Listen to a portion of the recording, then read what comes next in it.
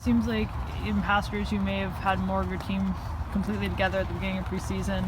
A lot of teams bring people in throughout preseason, so that's not surprising. But how's he adjusting, and how's it adjusting, getting players to adjust coming in midway? Yeah, to be honest with you, I don't think we've had most of our guys together in preseason. Ridgewell was never here in preseason, and it seems like we've always had injuries with certain guys, so rarely we've been able to really get the 11 together. I would say that this is probably closer than most years. Obviously, we got to plug in a center back still, but it's great to have him for 3.5 weeks. Trained full out today. Looked good physically. He's coming off a season, so there's no transition there in terms of physical. He'll be right in, no problems. Whereas sometimes you get guys in their off season in the summer transfer window, that's the case. So I think it's great to get him here this early and have the opportunity to plug him in. And because of our scouting and how thorough we were there, we know what we get with him. Do you expect that he's going to play in these upcoming games Thursday? Yeah, he'll play in these games. He'll start to get minutes in these games. Yep. When you bring in a guy, a big money guy like this, do you feel a little bit of pressure to make sure he gets early success, not just for him, for the fan base, for everybody? No, not really. I mean, we got a lot of big money guys. I mean, when you look at it, so we have other DPs, and if you do your scouting right, then ultimately, you know what you get. Like I said, so we were very thorough with this signing, and he's a proven player. Milano wasn't a proven player.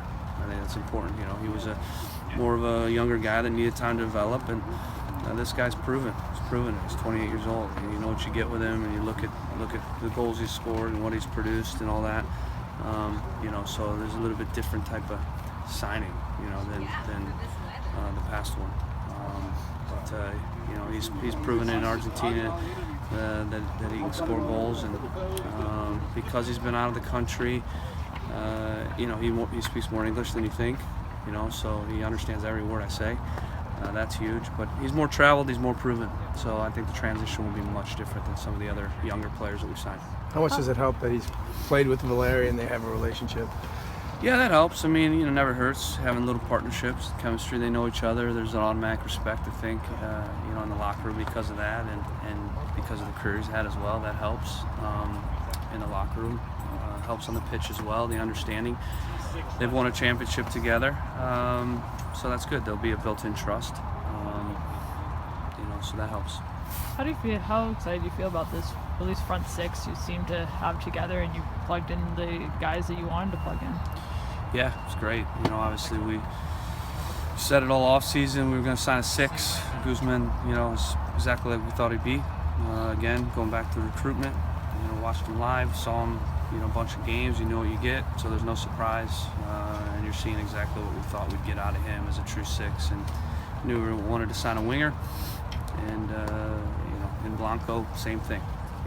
It's not like we're seeing anything in training that we didn't know. It's exactly what we thought, because he's a proven player. We've done our homework on him, and if we can just keep everybody healthy and then add that final piece, the center back, then we're going to be in good shape. And the other thing is our depth is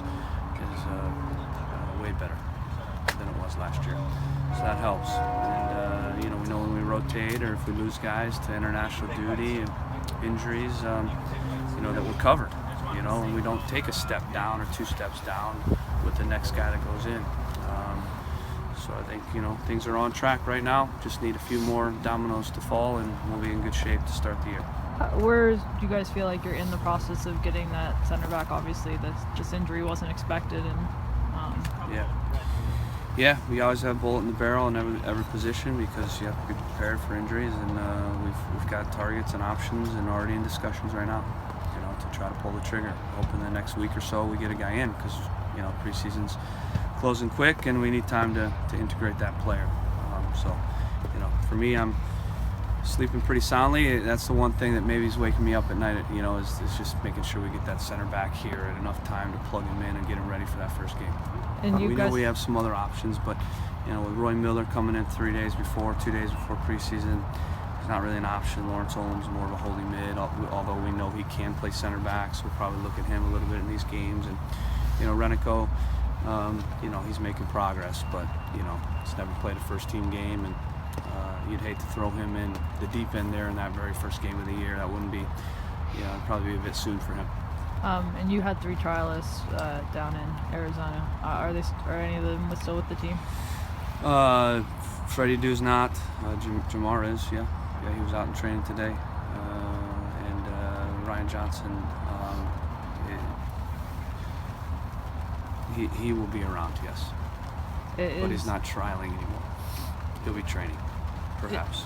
Is Ordain a guy that you guys, it sounds like he's still around, so is he a guy that you guys are thinking seriously about signing at this point? Yeah, I mean, he's one out of the 3 that we're going to keep around a little bit and take a look and still make a decision on. So, yeah, he still could be an option to sign.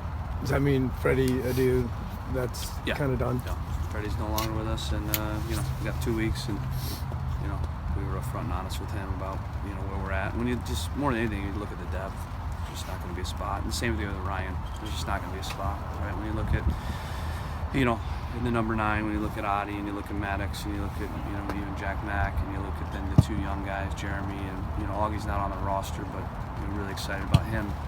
There's just no spot for him. And then same with Freddie. When you look at Esprit and Maddox have been playing most of the games, but they're not even probably our one guy. One guy is going to be Blanco and Nagby, so those are our 2 guys. And so when I talk about depth, we have real depth. 1,000% better than last year, and that really makes me excited, and that's what we want for a lot of reasons. Cover, competition, just spirit, everything. Similar to 15 when we had a squad. With 2 guys in every position, they're going to fight it out every game, and if we rotate, no drop off whatsoever. So we're real pleased with that. And then you go to the 3rd spot in the winger, and you got Arboleta and Barmby, 2 young guys. So there's just not going to be a spot for Freddie or Ryan Johnson in the depth chart.